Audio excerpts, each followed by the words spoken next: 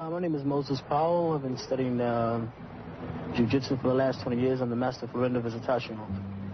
And at this particular time, I'm a senior master in the art of jiu-jitsu Te and jiu-jitsu Ryu. .radio.net presents to you some of the most deadly jiu-jitsu masters in the world. Trained in the vicious urban inner-city street combat system of Sanuces Ryu Jiu-Jitsu, this art was created by the legendary Dr. Moses Powell, the father of American contemporary jiu-jitsu and the greatest martial artist of the 20th century. This network brings together 4 radio shows 4 nights a week, starting with Tuesday nights at 9 p.m. Each one teach one, with the Pia Master himself, Grandmaster Urban Muhammad, and his protege, Professor Terrence Hale. Wednesday nights at 9 p.m. Modern Combat Masters, hosted by the inheritor of GM Billy Davis Jiu-Jitsu, guru of his own Filipino system, and Sanuces Master, Grandmaster Daryl Sargent, and his co-host, Sifu Reseda de Jesus. Thursday nights at 9 p.m. is Professor Tom Curry's radio talk show. A Kenpo Master and Professor of Sanuces Ryu, 20 years law enforcement, senior tactical training instructor for intelligence retired, and author of the official Sanuces Ryu Jiu-Jitsu testing and training curriculum. And Friday nights at 8 p.m. is Making the Connection, hosted by the president of DocRadio.net, Grandmaster in the art of Sanuces Ryu and Soke of Kyoshi Kaikan martial arts system, and president of the Family of Sanuces organization, Soki Haisan Khalik, and his co-host, Shihan Farouk Gibbs. All of these shows can be linked to online by typing in docradio.net or listening live at the scheduled time by dialing 646-716-6825. DocRadio.net is also proud to present DocMagazine.net, the world's largest martial art magazine dedicated to Dr. Moses Powell, Sanuces Ryu Eye-to-Eye Jiu-Jitsu, Urban Tactical Street Self-Defense, and Streetology. Please join our Facebook group by typing in docradio.net and follow us on Twitter by typing docradio.net. Thank you for your support, and in the words of Doc, eye to eye, heart to heart, to the wall and back, us. Blog Talk Radio. Good afternoon. This is Fukan Shabazz from the Sinjukai Word Within Dojo in Atlanta, Georgia, and I have my co-host Shihan Salahuddin. How you doing, Shihan? Very good, very good. How about yourself, Mr. Shabazz? Good. Today we have a guest in our Sanuces family out of the Maryland area, Kyoshi Charlie Brown. He's a very accomplished Sanuces Ryu master, and with no further ado, let me bring our guest into the show.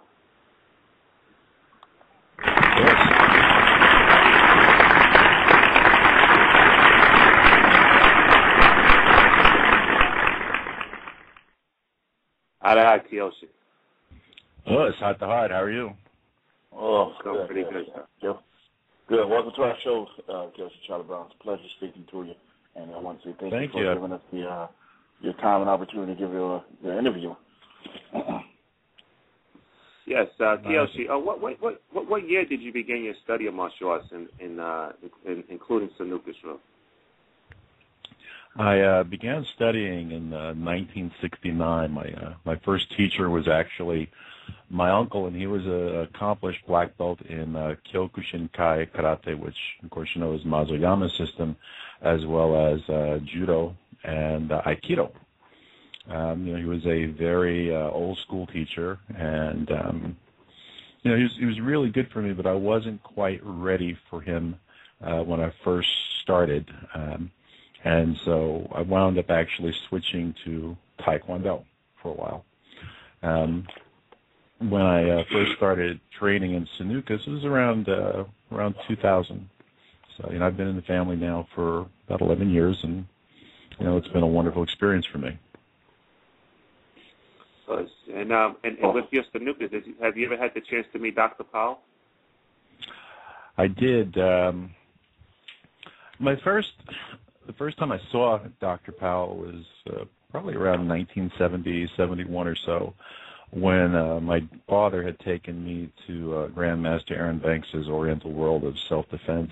At the time, I had seen a lot of great masters, and I was still very new into the arts. But there was something about Dr. Powell, even as a child, that stood out to me. And then, of course, I remember seeing him later in a movie about the mid-'70s called The Warrior Within, and between those two events, he was very permanently imprinted on me.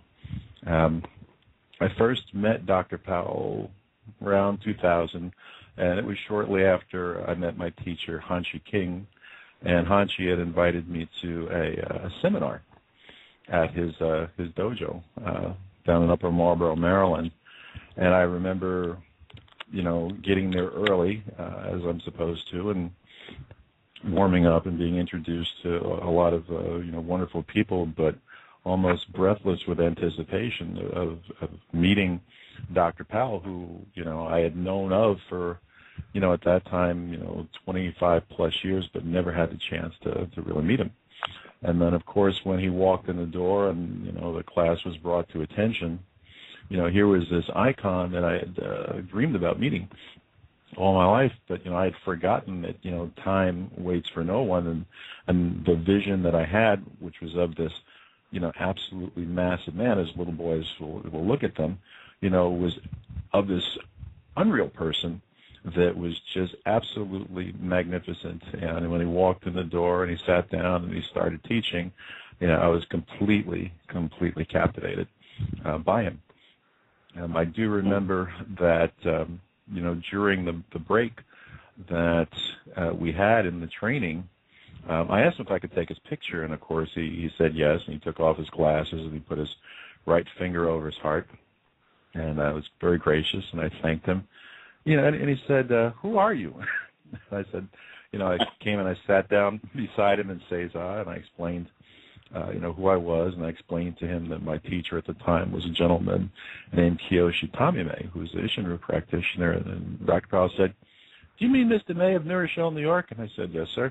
He goes, "Oh, he's my student too. Have him call me on Monday." Just like that.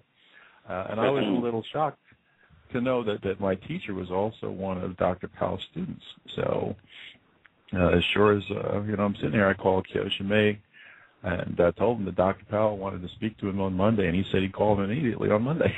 So, that's kind of the influence that Doc had on everyone. Kyoshi, let me ask you, outside of Sanuces, do you have any ranks in any other martial arts systems? Yeah, I studied Taekwondo until I was 16.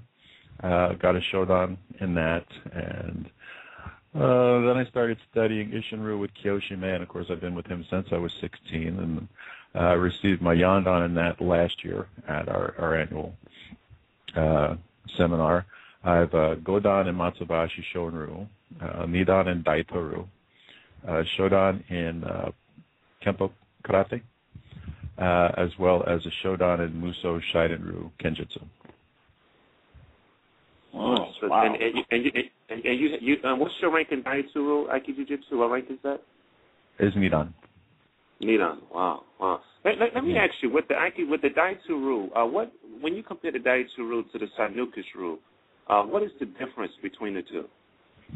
Well, the Daitoru is one very rich in tradition. I'm sure, as you know, that it was released to the Westerners by Sokaku Takeda Sensei in the early part of the 20th century. And although, like most jiu-jitsu arts, you'll find that it was taught randomly, there actually is a structure to it. It has, in general, a gokyo, which are 5 teachings of 6 techniques each. Then they have a setigata, which is, a greater interpretation of those, especially when compared to battle strategy and theory. And then you have the Soden, which is some 2,400 techniques, which are all inherited techniques from all of the inheritors of Daitoru that have been passed down, that of course created their makimono, which are the scrolls. So that's the history of it.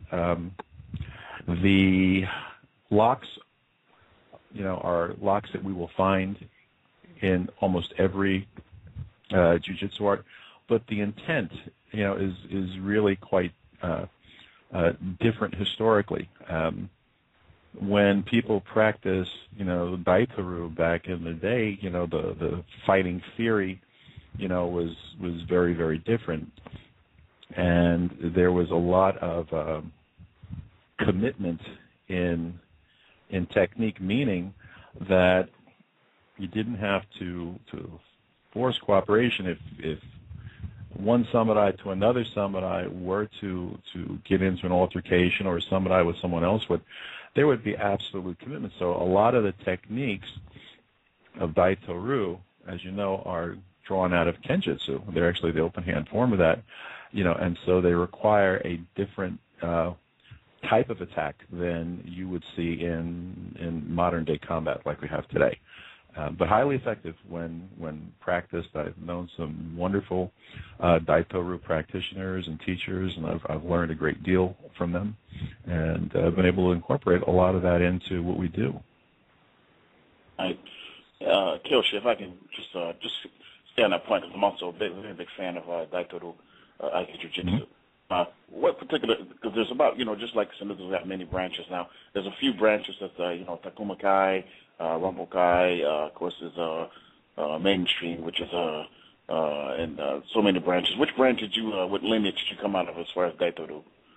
Okay, I came out of the direct lineage from Sokaku Takeda Sensei, but I also studied briefly Yamateru Aiki Jiu-Jitsu, which was I don't want to use the term spin-off, but it was another school of Aiki Jiu-Jitsu from Yamada Sensei, who was one of Takeda Sensei's students.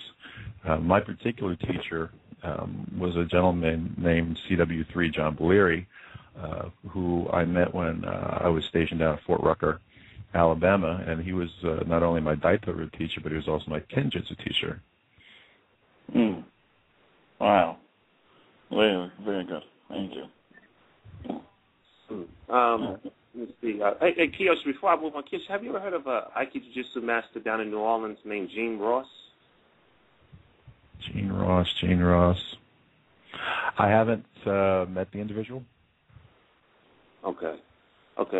Yeah, because when I went to Xavier University down in New Orleans, and I had a chance to meet him a few times, and he's a phenomenal martial artist.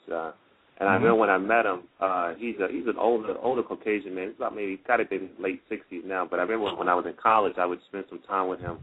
And I remember asking him about Dr. Powell. He's like, yeah, he remembered Dr. Powell. He said he saw Dr. Powell as a kid. And but he's actually one of the he sits on the board of directors of the American Jiu-Jitsu Federation. And and so yes, I just wondered maybe if you known him. Let me ask you. Yeah, go ahead. Let me ask you. As you said, what, sir? As I said, I never had the privilege of meeting him. The one person that I did meet that impressed me as being an incredible Daitoru practitioner was a gentleman named Fred Loverit Sensei. And from what I understand, he's probably one of the foremost authorities on Daitoru, and he's from the Yamateru lineage. And his teachings were absolutely phenomenal, in terms of Daitoru.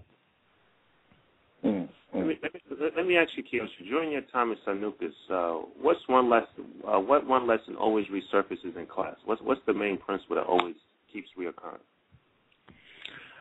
There are so many. I think the biggest lesson that I recall from any of the Sanuces classes that I've participated in, or the ones that I've been privileged to give, was to always revere your teacher. Never do anything that goes beyond him, and always speak your teacher's name first. There's a very special relationship that should exist between the student and a teacher. I've heard Dr. Powell speak of this many times. I've heard my other teachers speak of the same thing. The teacher is there to serve you, but you really have to respect, revere, and honor that teacher, because they take time. they forfeit their time to participate and teach you, right? And you really must honor them by doing the very best that you can, and don't give any less than everything you've got when you walk in that dojo. Let me ask you, how does Sanuces complement the other arts you study, and vice versa? Well, honestly, I thought that when I came into Sanuces that I really had amassed a lot of, knowledge, especially, with all the traveling I did in the military. And no matter where I went, I always sought out someone to train with. And I really thought that I knew a lot. I knew kata, I knew how to do tournament fighting. I had, some ideas about self-defense. And, I thought, okay, I've got it. But as soon as I started practicing Sanuces and studying it and asking questions, I realized that I didn't know anything, and so as I continued to learn and absorb Sanuces, and I realized that this particular art was the key to unlocking almost any other art that's out there, because it teaches principles, right, of movement and timing and technique and precision, right? And it teaches the things that when the martial arts were introduced to the Westerners, that the Easterners didn't share with us. We learned kata, but how much really did we understand about the bunkai other than the surface of the bunkai? Once I think anybody surrenders himself to Sanuces Rujujitsu, and they start to study it, and they start to understand it, and they gain that insatiable hunger for it, they can take that, right, share those principles with practitioners of any other art, whether it be Shotokan or Shorin-ryu or Kung Fu or Aikido or anything, right, and they'll start to question what they can do with their art. I had one of my students, Sensei Mark Pychek, in his youth, he said, Sanuces seems to be like the ultimate expansion pack on martial arts. It unlocks everything, and the limit to what you can do is only limited by what you can see. Right? And as long as you continue to study, you realize that this is a limitless art. It's absolutely limitless. Yeah, Kyoshi, I posted one of your, before this show, preparing for this show, I posted a lot of your, posts all over Facebook, and I posted one of your clips from YouTube, and your movements. You have great movements, man. Your movements are real short, to the point. It's very similar to what we do down here in Atlanta. And actually, I'm a big fan of your dojo. I'm a big fan of Grandmaster King. He's a phenomenal Sanuces-ryu master, and you're very privileged to to have him as your teacher, which would actually lead me to the next question. You are known as the student of Grandmaster D. King. Please describe your relationship with him. My relationship with my teacher is as tight as a blood relationship is between one relative to another. I've always been of the belief that you only have one master. You can have lots of instructors, right? But you only have one person that you call your master, and you submit and you dedicate yourself to that individual. Now, from my training with Hanshi, he gave it to me just like he gave it to everybody else. I went home with aches and pains and, being thrown, and if I didn't do something right, he would be very quick, to correct me until I got it right. And he does that with every one of his students. But with that, you understand that as his student, my primary responsibility is to support him, right, in all things. And that should be the responsibility of any disciple, to their teacher. So if there's anything, that he needs or anything that, he wants to discuss, if he calls me, it happens. And it's the same way, with my students because, within our group, we bring people up, the old-fashioned way where we really, really understand the relationship between student and teacher. We understand that there's no equality here. It's a benevolent dictatorship, and there's a senior and there's a junior in all things. I'm going to play a clip that is from YouTube. This is a clip of you and Sensei Sean Ritchie. Let me just play it. One second.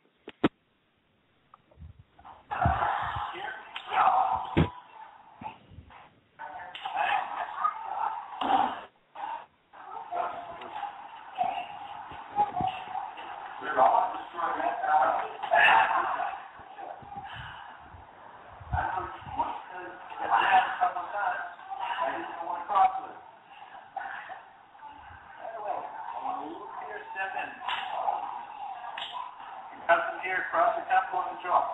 Right now, I'm just using my fingertips. So I do the palm heel at the temple, and the palm heel right here. This is that jaw knockout. Right there. Sean, hey, I'm going to tap myself and never give you a headache. Right? Yes, sir. Yeah, I absolutely love this technique, man. I love. Can you? And I love. Can you? Do you remember this clip that you posted? This is the concussion striking clip. Right. Can you talk to us about that technique? Sure. Well, let's first talk about the attack. When we teach, people initially how to attack, of course, we have them step back into, Geidan Baraiuke, which, of course, is a down block, step forward. Oizuke, which is a punch. And it'd be wonderful if we kind of got that in the street, but it's not what we get. We're generally, going to get a cross or a cross jab, or somebody just might simply be trying to reach for you with one hand, and and they're going to attack you with the other one. So, as Sensei Ritchie comes in to attack me in that clip, I step offline in Tai Sabake, Ashi Sabake, and I do a push block, right, to evade him, and then as I step out on one angle at 45 degrees, I step back into him on another angle at 45 degrees. Right, and my hands hit him in a concussion strike, which, in this case, the left hand is hitting him at the temporal suture with a palm heel, right, and the right hand in the clip is hitting him with my fingertips. Now, if this was done for real, I would hit him, with one of two things. I could either hit him with double palm heels in the temporal suture and then a palm heel on that point in the jaw, which is a knockout point. It's the point that boxers look for. Right, or hit him with a back fist. Both applications would provide, the same result, which is an immediate knockout. The concussion strike is one of those techniques that Hanshi had taught me, and he's taught it to me and other deshi in the dojo, several different ways. We practice that technique with a lot of caution because it really doesn't take a lot with that particular technique to do a lot. It's really, really devastating technique. Yeah, it's a beautiful technique. It's like, everybody in Sanuces at some point sees something. And for me, I always, my spirit always gravitates to the because, boxing is in Sanuces. And this clip, I call it Sanuces boxing, and when I looked at your movements, I mean, even if you was, that technique could take any box. You could take a box out with that. That was a very powerful shot, and I just love the way you ended it with the concussion strike. It's a beautiful Sanuces technique, man. Beautiful. No, thank you. I really appreciate that. The other thing I wanted to say about that is, if you take a look at the clip, you probably also see that there are times that he might be throwing that jab or something, right, and you'll see me striking him on the forearm. Well, right, one of the things that both Dr. Powell and both Hanshi have always stressed is, to attack the inbound weapon. So, consider for a second that you really did have somebody that knew how to, jab, and jab cross. When those jabs are coming in, just instead of, parrying them, if you attack that jab once or twice, right? That weapon's gonna really start to be ineffective, and it's gonna force him to throw that other hand. Well, we know this, and so we're prepared for it. That's part of this whole concept we call predictive positioning in our dojo. We know that if we touch somebody one particular way, it's going to create an effect, and we're pretty certain what that effect's going to be, so we can almost automatically, get prepared for it because we can feel it, we can see it, right, and we can exploit, the opponent's body position at that point. Now, let me ask you, when you talk about predictive, what is it called? You said predictive? Predictive positioning. Okay, predictive position. Now, let me ask you, Dr. Powell, didn't he have a concept in Sanuces where you tack the attack, or that's not part of Sanuces? Oh, no, Doc was the first one to always tell you, attack the attack, attack the inbound weapon. Right, attack the inbound weapon. So is that the same concept as prediction? No, I think that predictive awareness is a little bit different. I know that we always, stress rule number one, which is get off first, right? Right.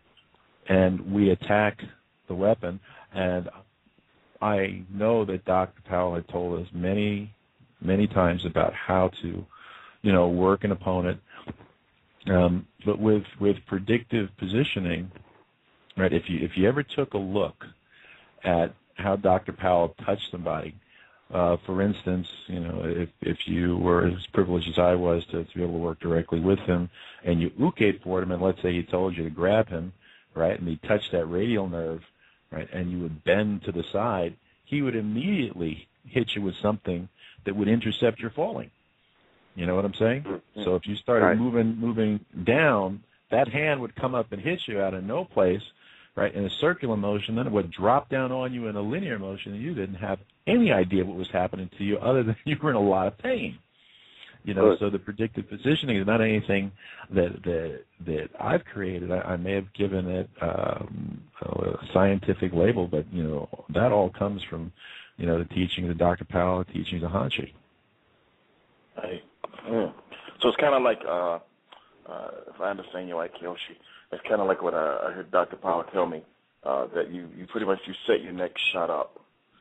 Absolutely do. Like if you play pool or billiards, a good pool, somebody that doesn't know how to play pool, they just take a shot and then they get one shot. But a good billiards player, a pool player, knows you always take one shot to set up your next 3, 4, and so on and so on. So with that analogy, be close with. All right. Okay. It's absolutely. It is a. How was it put?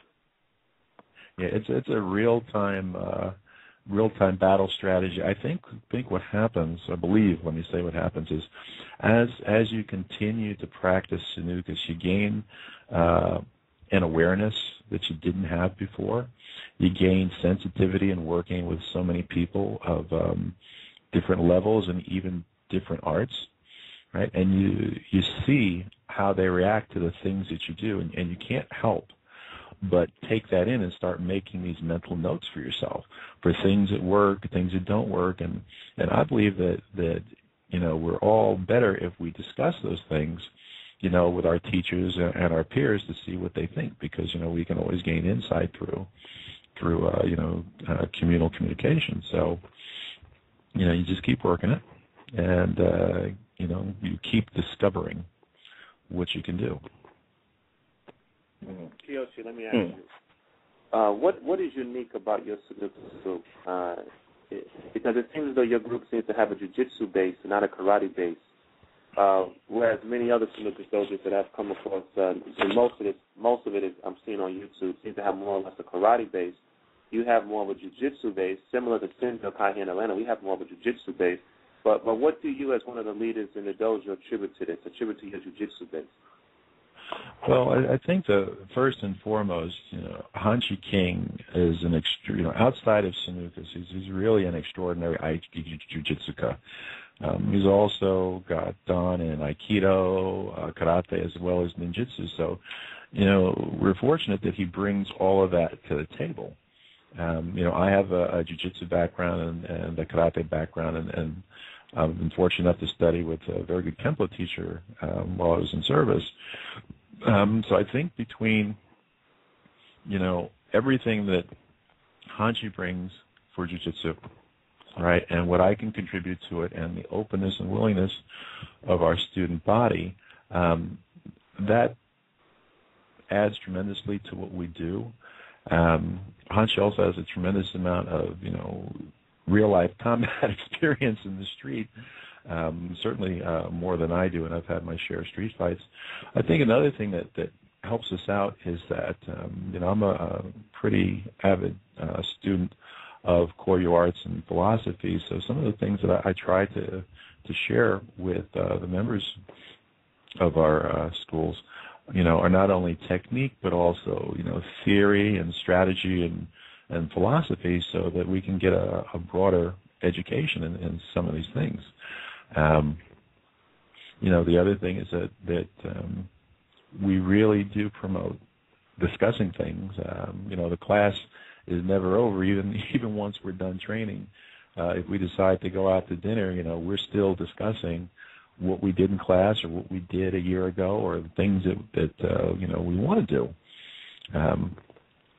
So those are all the things that kind of go into it. And then one of the things that we really discuss, right, are the principles of integration, when performing a technique. And they come pretty simply. We talk about connection, right, and striking and unbalancing. We know that if somebody touches us, we're going to touch them, so this way we can feel, what they're going to do. And once we've got that connection, we're going to create cooperation through some type of a strike. When we do that, that strike gives us time, right?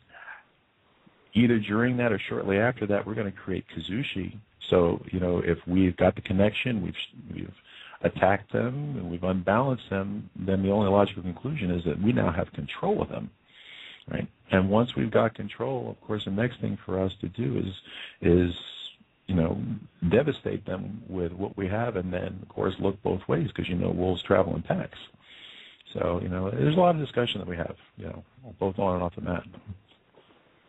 Kyoshi, let me ask you, if you have two black belts, right, and let's say one black belt has a strong karate base and one has a strong jiu-jitsu base, and let's say at the highest level, of a karate base could be, let's say, Mayama, all right? They're one of the greatest karate masters ever in history.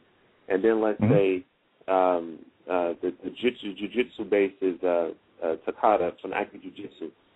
So let's say you have these two bases at the highest level.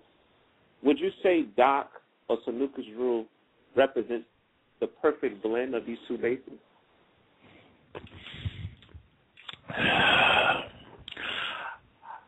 I think Sanuces represents itself. I think I have to believe that our founder asked the question of himself, what's next, right? What are the gaps in, traditional martial arts, and what's going to work? Certainly Oyama Sensei has a wonderful system, certainly Aiki Jiu-Jitsu. It's wonderful, but Sanuces is unique. It's absolutely unique into itself. I can't. Kyoshi, let me ask you. What would you define? What is this? Because the thing is that when we say Sanuces base, because I'm going back to language again. So like I just said in the original question, I said, well, one has a karate base, one has a jiu-jitsu base. So if Doc created something outside of that, what is the Sanuces base? How would you philosophically describe the Sanuces base without using the word jiu-jitsu or karate? Sanuces is about movement and timing. One of the things that I think may distinguish Sanuces and answer this question, and I say this because I've worked with other great karate people who are very high-ranking people, right, as well as other jiu-jitsu people who are also high-ranking, and when we've given them the same standard of attack, of course, they react as they've been taught. But if we ask them to give us that same attack, they're expecting something similar to what they've done, but we do something that's completely outside of the realm of what they've been taught. And so, with all of that background in mind, when you take a look at our movement, much of the movement that we have, we get from boxing, right? That slip and move, that getting off the line and doing it dynamically and doing it gracefully, right? And then being able to integrate the other components of the martial arts that we've learned, right? With that, make everything that much better. So suffice to say, I remember Hanshi and I were at a big function in Pittsburgh about 5 years ago, and we weren't asked to teach, but we were there to support. And as we were, working in these mini sessions and learning things, we were helping out other people, and we seemed to add a little bit of Sanuces flavor to it, which seemed to make it easier because we could see how easily we could adapt principles of Sanuces to it. Well, to make a long story short, I was in a hallway, and I think it was an 8th degree black belt from either Shoinryu or Wadaru, asked me, said, I need to ask you how you did that. And so, I started showing him, and about 2 minutes into it, I said, wait a minute, let me go get my teacher because he's the one you really want to talk to. So I went and I got Hanshi, and before we knew it, we had this little session going for about 45 minutes, and it went from, one senior black belt to about 10 of them in the hallway of this hotel.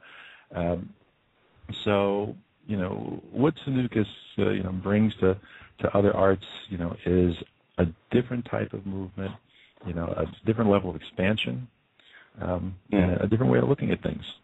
And from everything I've seen, other systems really embrace it because, they just go, wow, I didn't know I could do that. I didn't know that it was okay to move outside of the boundaries of the tradition. You see what I'm saying? Right, exactly. Because the clip that I just played with you, your movements, it wasn't so much jiu-jitsu or karate. It was more like boxing, and for me, I call it Sanuces boxing. It's a very, like you said, slip and movement, and you're right with the movement. And Sanuces is a very dangerous art, but at the same time, it's like a very beautiful art. It's like you know how you can see some arts and they're dangerous, they could take you out, but Sanuces is that too. But it's also very beautiful to look at. It's very graceful. Like what do you think it gets? Let's talk about that, the grace component. What do you think it gets its grace from? Because not a lot of arts are graceful like Sanuces. Yeah, it's a really interesting.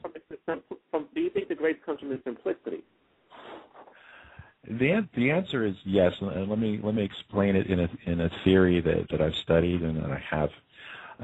We go through 4 phases of learning, and this is with anybody in martial arts. The first phase, is the big phase. That's where you learn big movements. You seem awkward, but the goal is to just be in the ballpark. So if you're doing, Churanbarayuke, a middle block, or if you're doing Nikite, or if you're doing Maigari, it doesn't have to be anywhere near perfect, but it's got to be just kind of there so you get the gist of it.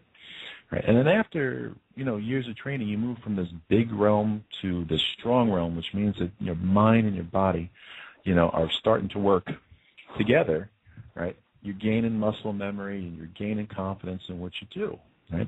Then after that, you move from strong to fast, right? Where you gain a lot of core proficiency. You're doing the techniques, thousands of times. Every time you're trying to do it better than the last time, right? And then finally, you get into this area of light, right? Where it's not an issue of how hard you hit or how fast you hit, but where you hit. So when you take a look at great masters like Dr. Powell, you take a look at great masters like Yeshiva Sensei, these practitioners, they make very, very small movements, right? Very simple movements that have unbelievable effects on their attacker, right? And interestingly enough, this kind of conforms to that cycle of training, so you start getting into that. When you get to that light area, you've been training for a long time and you've dedicated your life to the craft, right? And you're aware of what you can do. And in some ways, you may also fear what you can do, because along with that knowledge comes tremendous responsibility. You understand? Us. Kyoshi, please explain the rebirth of purity, the movement with the I kind of figured this was coming. Okay. Hey, you know what? Before I do that, I forgot something. Let me just move. Let me just go ahead and need to have a heart to heart. Yeah. Let me go ahead and push this into a heart to heart segment. All right, just give me a second.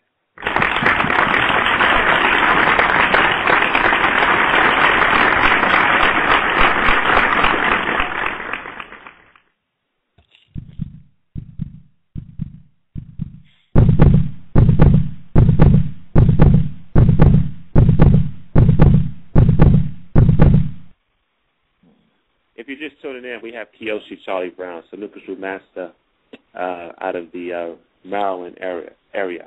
We're now getting ready to move into the heart-to-heart segment of our interview. Kyoshi, please explain to me the rebirth of purity, the movement within Sanuces. Okay. When Dr. Powell died, a shot went through the martial arts community, and certainly when I found out about it, I was speechless, and I was in tears for days, if not months or weeks. But I spoke with Dr. Powell once a week. Right? I always asked him, first of all, how he was doing. Right? I never wanted anything from him except honor him, right, and be the best disciple I could be in Sanuces. But Doctor told me, teach Sanuces and live Sanuces. Right, and I took those words to heart, and I resonated on them quite a bit. So after his passing, we certainly had a lot of chaos go on, because you lose your leader. Everybody asks the question, well, what do we do next? And as everybody knows, we've had some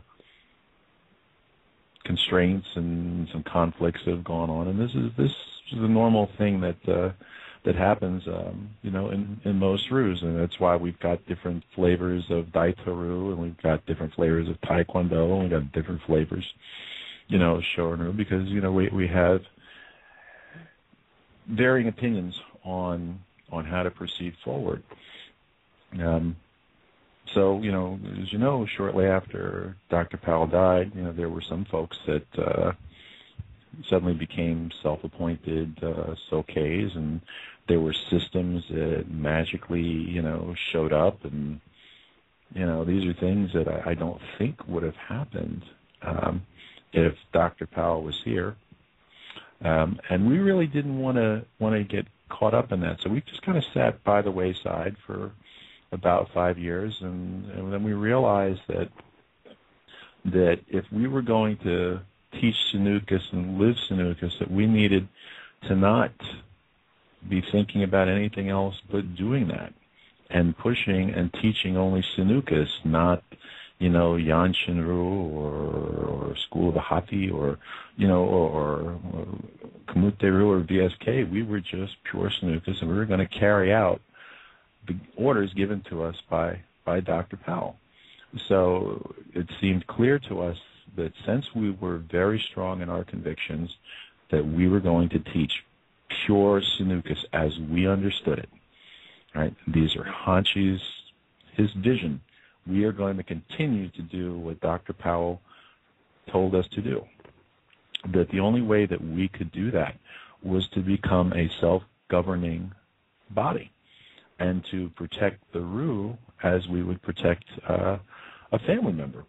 So, after, a lot of time thinking about how we wanted to position this and, what we wanted to do, we wanted to let everybody know that we were fervent in our convictions to teach Sanuces as purely as we understood it.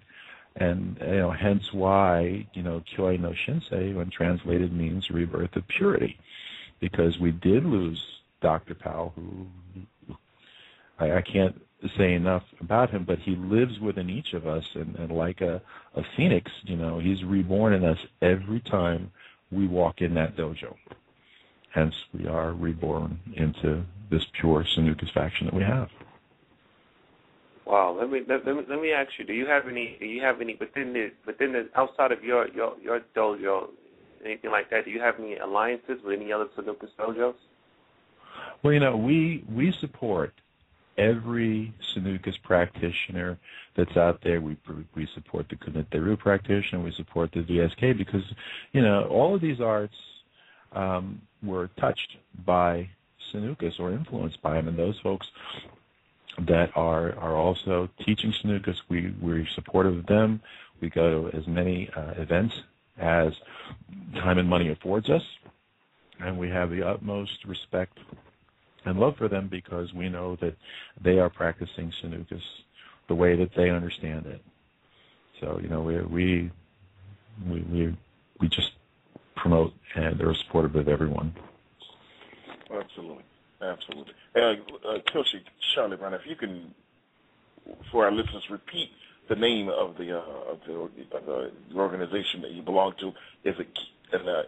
Just so I don't butcher it, I'll let you sure. Repeat that name for me.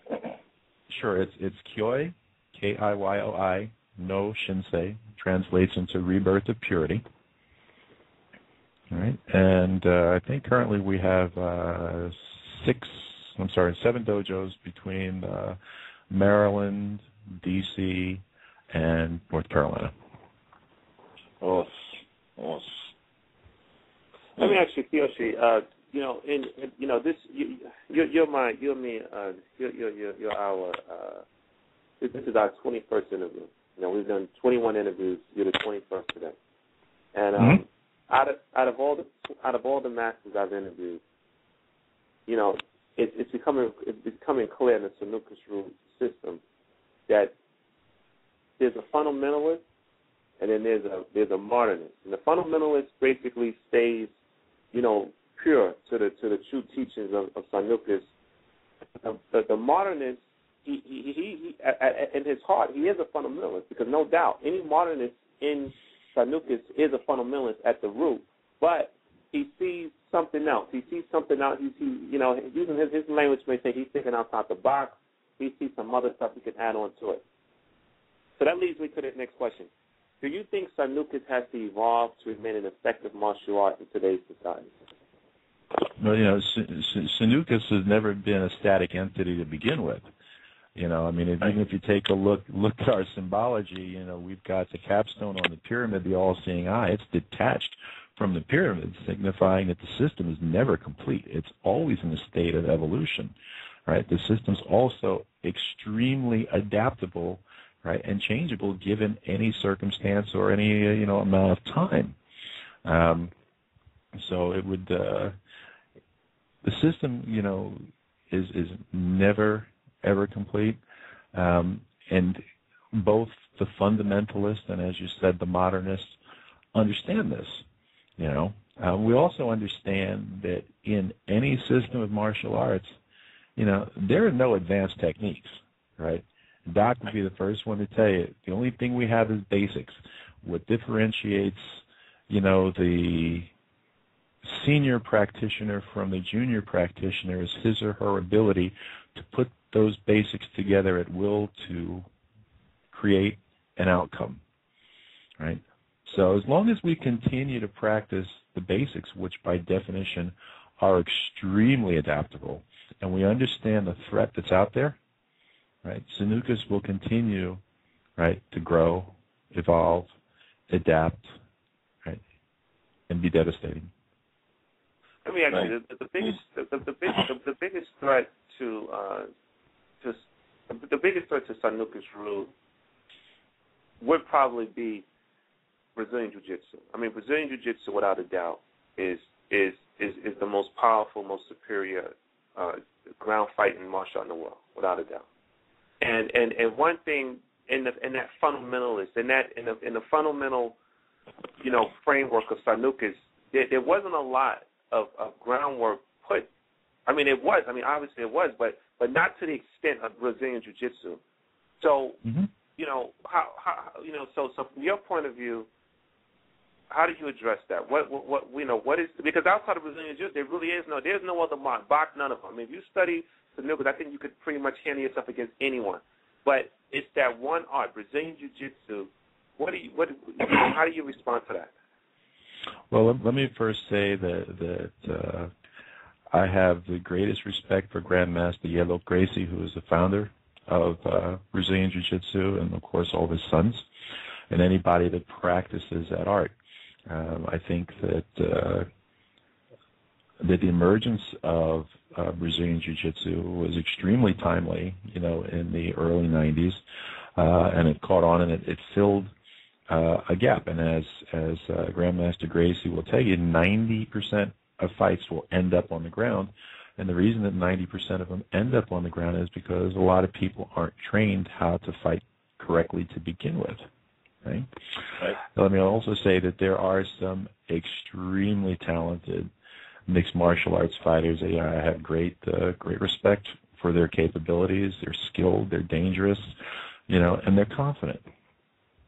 However, the one thing that I would suggest is that Brazilian Jiu-Jitsu is great if you're having a one-on-one encounter. However, we know, especially, if you grew up in the inner city, and I grew up in the Bronx, the people just don't fight that way. You have to deal with 2 or 3 people. So what I always tell my students is, we need to be able to adapt. We need to have a certain level of ground skills, right? But enough of those ground skills to get us up and off the ground and moving again. Because if somebody's got you tied up on the ground, who's to say anything about their partner who's, walking up on you is going to pull their 9 and pop you? Right? Then the fight's over for real. Let me ask you a question, Kyoshi. If and again, going back to the whole, and this is all philosophical. I mean, this is not, just talking philosophically. But if you got the fundamentalists, you got the modernists. Now, and going back to that concept of the eye, being attached from the pyramid. I like the way you broke that down, because you're saying that it's ever evolving. What's wrong with some Sanuces masters or other practitioners who might have studied Brazilian Jiu-Jitsu and then just say, okay, you know what, I'm not gonna alter nothing about the fundamental principles of Sanuces rule, but I do have enough knowledge of Sanuces rule to know that there is an eye not attached to that pyramid, and that eye not attached to that pyramid is in the fundamental part. It is in the fundamental part of the system, because Doc himself was always evolving the art. So staying in the spirit of Doc, it would make sense that he would want me as his grandson in the art to keep evolving it. So let's say if I studied Brazilian Jiu-Jitsu and I mastered that, or I got to a high professional level, or she mastered that, whatever. And if we took that, and if we Sanucanized it, and then like seeing and Grandmaster and the Nakanda said, well, you could, you bring it back home, bring it back to the pot, and if we introduced it back as just a caveat onto that fundamental principle, do you think there's anything wrong with that? No, I don't. Let me take it a step further. One of the Sanuces teachers that I greatly respect, you probably know him, he's Dr. Ali Ogon. He's up in Harrisburg. Yeah. You know what I'm talking about? Okay. Yes, sir. Yes, sir. Okay. I have had the privilege of being taught by Dr. Ali. I have had the privilege of working with him. Right? He is extremely talented. He is incredibly fast, and he knows groundwork. He'd be the first one to tell you, I'm a wrestler first, right? But then I know Sanuces and I know several other things, right? So even before, the Brazilian Jiu-Jitsu, took off, people like him were already integrating groundwork. I'm sure if we took a poll, right, we would find people in Sanuces that might have even done wrestling in high school or college. That's groundwork, right? And now that we have a growing number of people in the population that are studying mixed martial arts, Brazilian Jiu-Jitsu, right? We need to be prepared for that, and truth be told, we have friends that we do a bit of cross training with, in Maryland that are very good Brazilian Jiu-Jitsu folks, so that we know how to adapt Sanuces to those types of attacks, those types of counters. I've even seen Hanshi take a rather pompous individual, that was Yudansha in Brazilian Jiu-Jitsu, and the guy shot on him, and Hanshi locked him up. He didn't know what the hell happened to him. That's not to say that he wasn't proficient in what he's doing. It's just that we always need to be aware, which means that we need to stay ahead of the power curve. And the only way we're going to do that is to clearly understand the threats that we have out there and continue to let Sanuces adapt to anything and everything that comes our way without losing who we are. Well said. Kyoshi, let me ask a question, if I could. Sure. In Kyoshi Charlie Brown's dojo, and of course people associated with Kyoshi Charlie Brown, which is more important, or are they both equally important to you? A martial art classical or practical? Oh. I know. Yeah, this is an interesting question for me because I grew up in Koryu arts, of course, meaning old school. I have a great appreciation for them, and I still practice them to this day. But when the rubber hits the road, I need to know that what I'm practicing is going to work 100% of the time. So, one of the things that we tell folks in our dojos is that we don't make black belts, we make believers, right? Because, the greatest warrior in the world is the one that believes in what he or she is fighting for, or what he or she is doing, or he or she is capable of doing. So if we can help instill that belief into the technical proficiencies of Sanuces, the culture, the philosophy, right, and continue to contribute to the Ryu and protect it, right, how can we not believe in what we're doing? Kyoshi, before I move on to the next question, we're evolving too as a Ryu radio show, so we're trying to become a little bit more sophisticated. If you want to call in and ask, I guess, the question is 619-996-1602. We have an hour and 5 minutes left. I have my brother that I work out in the dojo, Jajoka. I'm going to bring him in and see if he has any questions for you. Sure. All right. Joker? Hey, how you doing, brother? Hello? How you doing? Yeah, Joe, how you doing, brother? Yeah, I'm doing all right. Hello? Yes, I'm here, brother. Go ahead. Yeah, I got a bad connection here. Hold on. All right. Hi, how's it going? Everything is good, very brother. Good, very good. What question you have for Kyoshi? Hey, Kyoshi, how you doing? Good. How are you, sir? I'm doing great. Kyoshi, I remember when the first Sanuces, the honoring Moses Powell, one of the events I went to, you were the one who chose to come down and work with the beginners. Good. and I really enjoyed the technique that you showed us.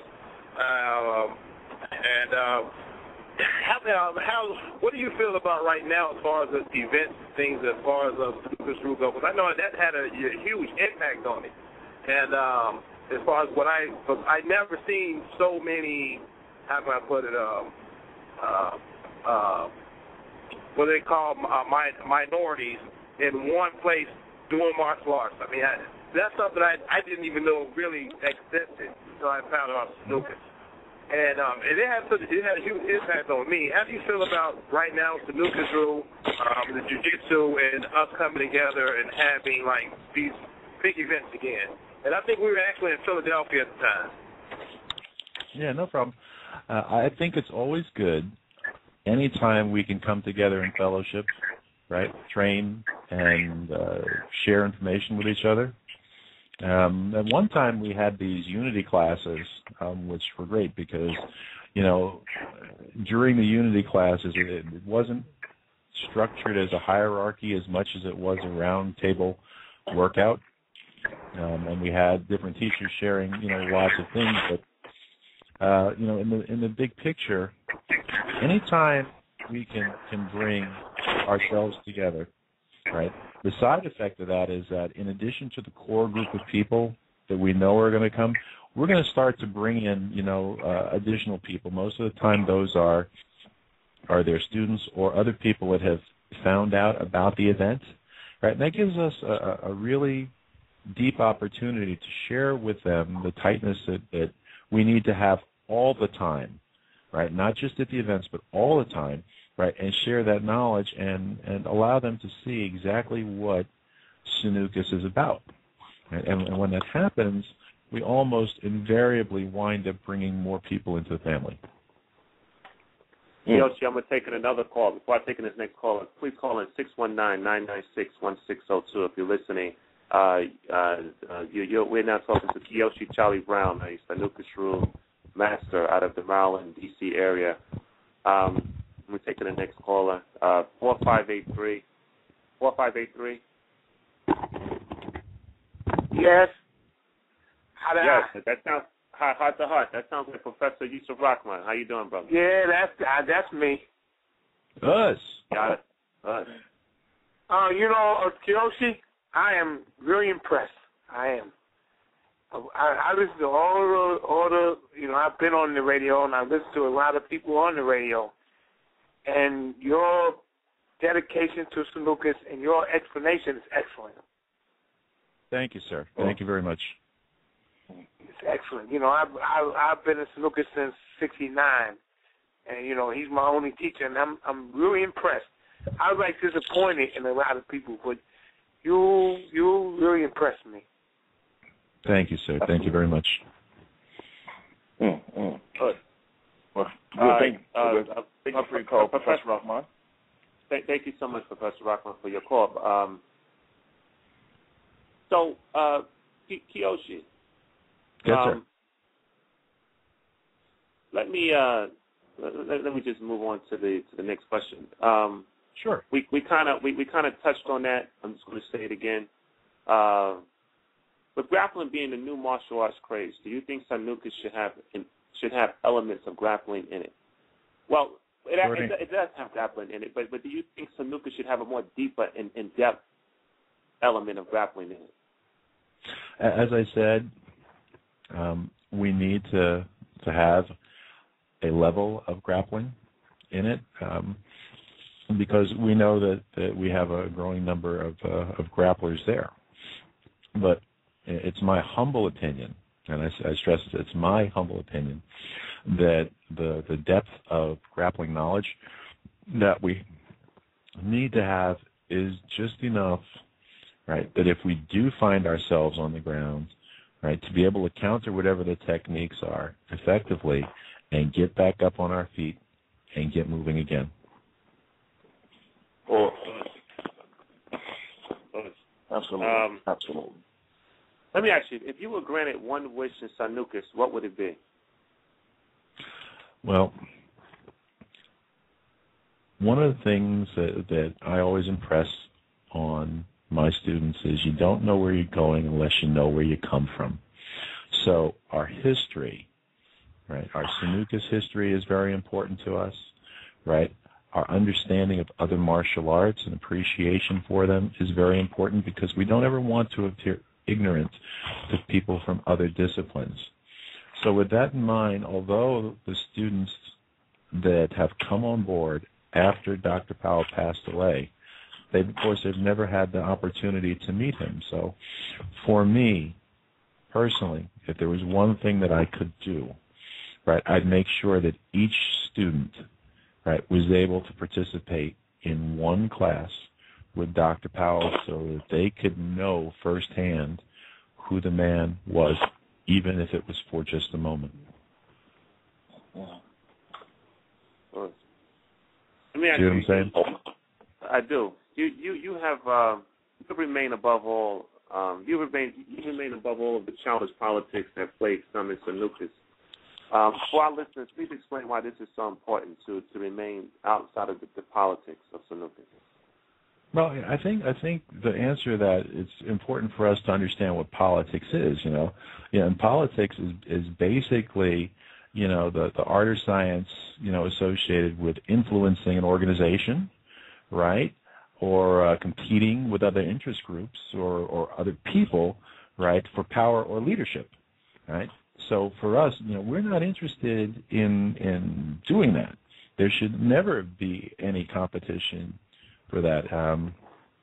And so when you keep that in mind and you realize that our particular group is not looking to gain anything, right? There's no personal gain in this for us. We're just carrying out the order that was given. The order was given was teach Sanuces, live Sanuces. So when we understand that, we place the Ru above any personal gain, right?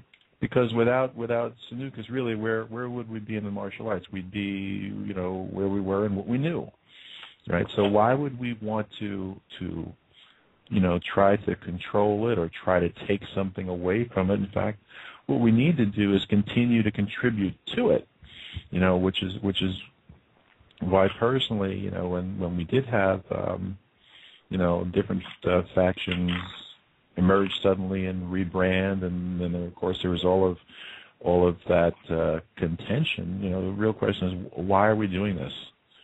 Right? We are above this.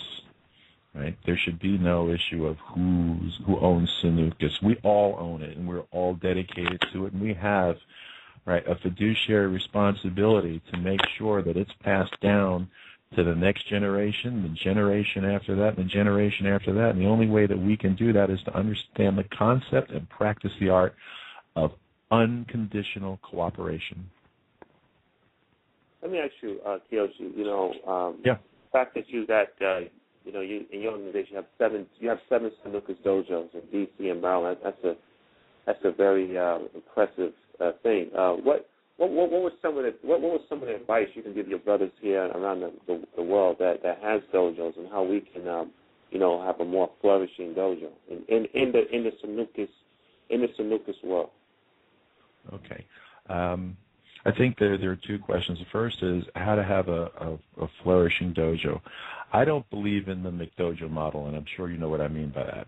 Yeah. Okay? Yeah. So the Sanuces practitioners, I believe, the majority of us practice the art and we teach the art because we love the art, right? And we run our dojos in a way not to make tremendous amounts of money, because we have full-time jobs and careers, but we carve out, those, 6 to 8 hours every week, to get into the dojo and and pass us on. So as long as we keep our perspective, that the thrust behind teaching Sanuces is to pass it on, right? We don't have to sell this art. The art brings people all by itself. Okay? The second thing is that, in the realm of Sanuces, as long as we all keep that white belt hunger for knowledge, right? We stay on that path of self-discovery, right, and self-criticism, right, and ask ourselves a couple of questions. One, are we doing what our teacher told us to do? Two, are we doing it the right way? And three, if he was to step into our world tomorrow, would he say, you know what, I'm proud of you because you did what I asked you to do? Yoshi, I'm working on a big project for 2012.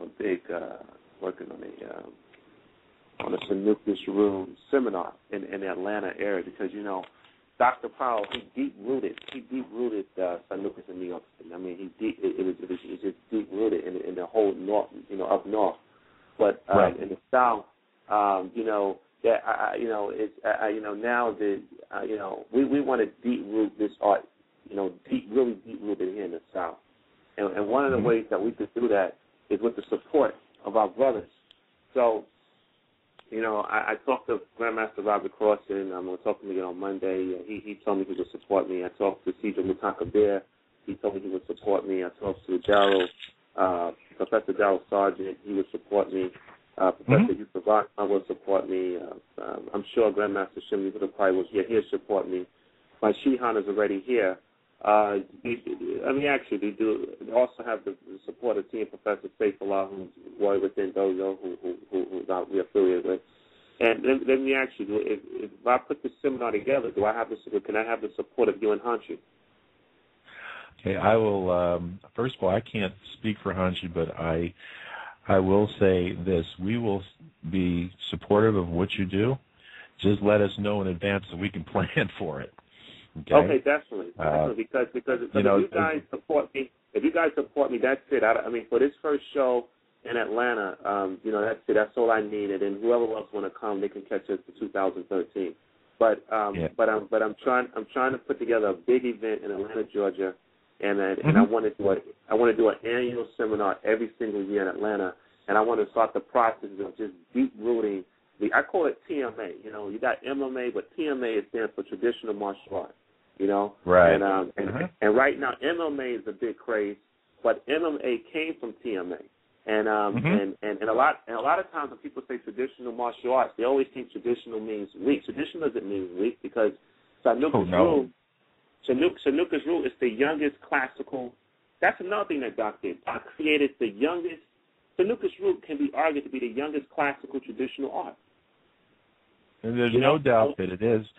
There's no doubt that it is, because when you take a look at what defines a Koryo art, really all you need to do is have 3 generations of practitioners. So when you think about this, even within the realm or the scope of our group, right, you had Hanshi as a first generation, right? You had me as the second generation, and I've already turned out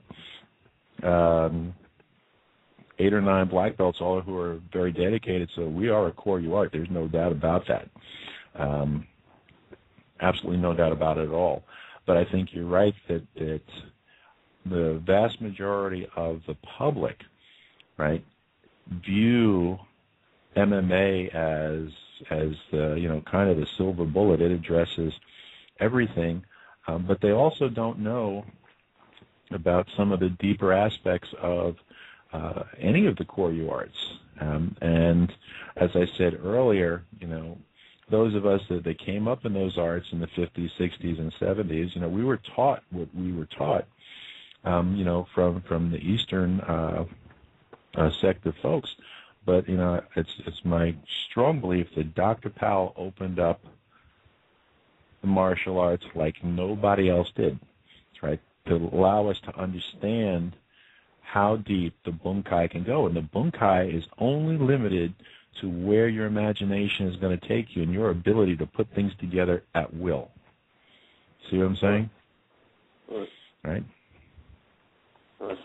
Gian, you have any questions on it before I move on to the next question? No, please go ahead. All right. No, go ahead. No, we're good. Go ahead. Kyoshi, where do you see Sanuces, you and your students, in the next 20 years? It's Sanuces is not going anywhere. Speaking for my students, right,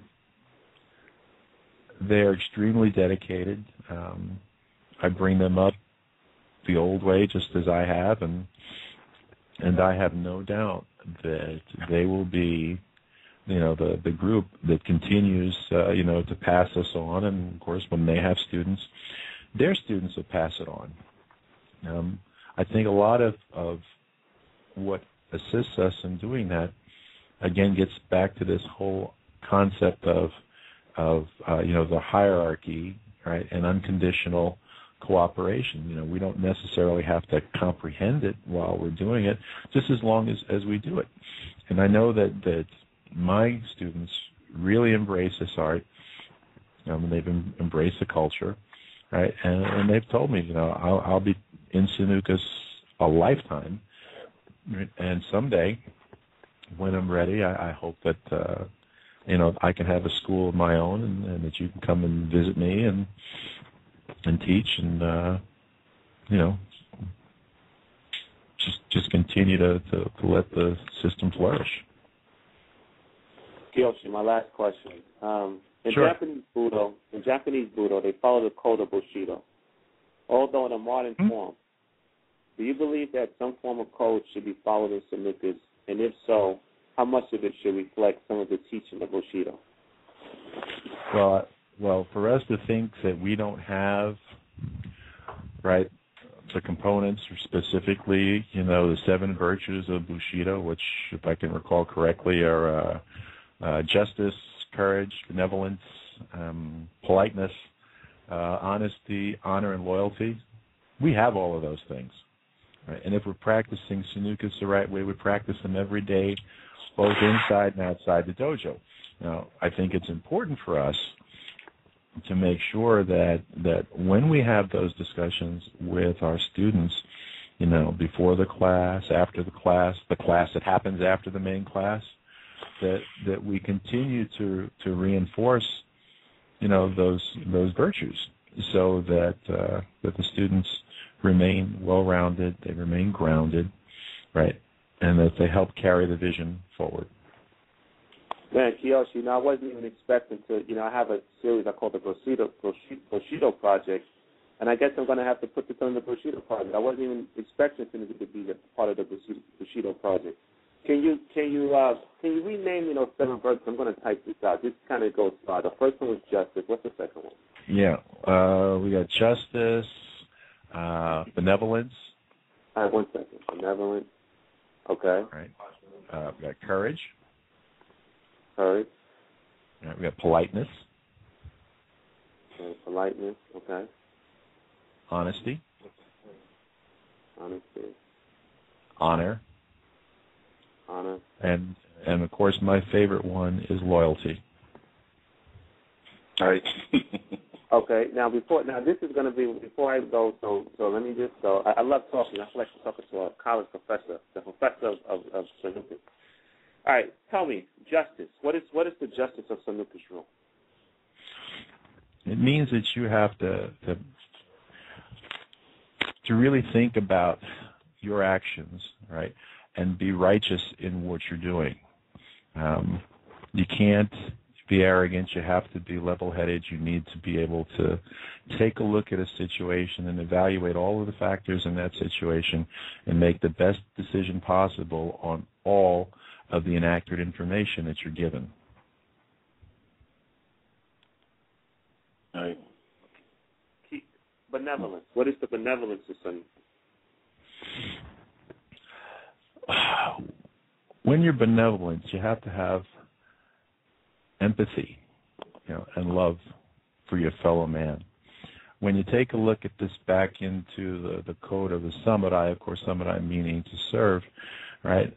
Contrary to what most people believe, the samurai didn't go around hacking off the heads of people. They were dedicated to a shogun or oyabun, a daimyo, right? And they really performed in the service of what was best for society, not best for themselves. So when you're benevolent, you have to think beyond you. Wow, that's deep, man.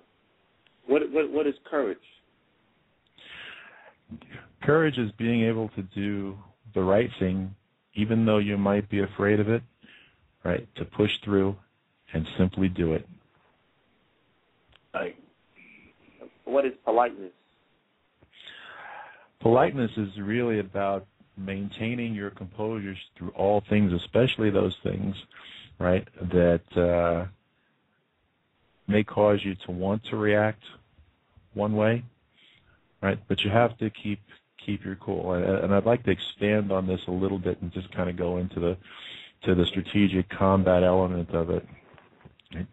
We know that when faced with controversial situation or an altercation of any type, whether it be physical or verbal or emotional, right, that the person that loses their composure first is the one that's lost the altercation. Right? So by being able to maintain our calmness, right? Maintain our politeness, and by doing so, we wind up directing, right, the altercation and ultimately the battle. We're able to connect with that other person, and most of the time, we're able to diffuse it. If we're not, it also means that we're calm and we're battle ready, right? And when that flight or fight response has kicked in and we've decided that the fight is inevitable, right? There's no doubt about what we're going to do, and there will be no compunction in what we're going to do, nor what the outcome is going to be. What is honesty? Honesty. This is really interesting because, strategically speaking, the honesty component is not only about being honest with the folks that are around you in the universe as you know it, but it's also being honest with yourself. And I tell my guys that the greatest warfare in the world that you'll ever participate in is self-directed.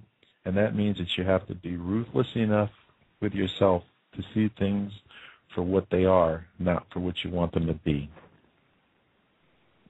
Yeah, you're one of, this is the deepest interview I've had yet, man. This is a classic right here. What is honor? Honor comes in two components. There's inward honor and there's outward honor. Right? The outward honor is honoring those folks around you and being appreciative of them and accepting of them for who they are. Being an honorable person yourself is being able to conduct yourself in a way that your society, your family, and your teacher will be proud of you. And last, and we're going to end the show off with this, what is loyalty? Loyalty is picking a path and dedicating yourself to someone or something without wavering from it. Betrayal is never an option, and whether they are right, wrong, or indifferent, you got their back to the wall and back. Us. Kyoshi, you know what? I want to thank you. Before I turn over to Shihan, I just want to thank you for giving us the time to interview. I look forward to interviewing your Hanshi, and just thank you for your time. Shihan, you can close out the show. Thank you. Absolutely. Kyoshi Brown, thank you. That's probably going to be, if not the best, it's in the one, it's either the first or second, it's 1 to 2 or 3 best interviews I've done, and we've done 21 of them, including yours today. I want to say thank you to your student and Hanshi student, Sean Ritchie. He's always been an early supporter. Sensei Ritchie has always been an early supporter of our show, and I speak with him quite often via Facebook or it may be a phone call here and there or an email. But I definitely count him and his dojo and his students as friends of the Senjokai and friends of Dr. Moses Power and the Sanuces Jiu-Jitsu. Yes, Kyoshi Brown. Ritchie. Absolutely. So I definitely want to mention his name. Kyoshi Brown, I want you, before we leave, can you tell the people how to reach you, your respective dojos, websites, contact information, and if there are any new students who or anybody, people that just may be interested in finding you? Sure. We actually have 2 websites. The first one is Hanshi's direct website, which is www.gotsanucus.com. And then the second site is our Choino Shinsei School portal, and that's www.sanucus-ru.org. We have a central phone number, which is 301-760-4899. I wanted to thank you again, and you've been very, very supportive, and thank you absolutely for the interview. And I was astonished. There is, at one point I didn't believe there was, I don't want to say virtue, but that's what it comes down to, left in a lot of Sanuces practitioners. So it's good to see someone that has some sense of honor, virtue, and basically all those Bushido code that you laid out for us. They mean something, and like I said, I can see just from the listeners here in my own home that they were very impressed with your interview. And we look forward to interviewing others, including Sean Ritchie, Sensei Ritchie, Hanshi King, once we get in contact with those brothers. So with that, I want to end this by saying eye to eye and heart to heart. Kyoshi. to the wall and back. Each one teach one. Oh, thank you, brother. Yes. Thank you. Good night.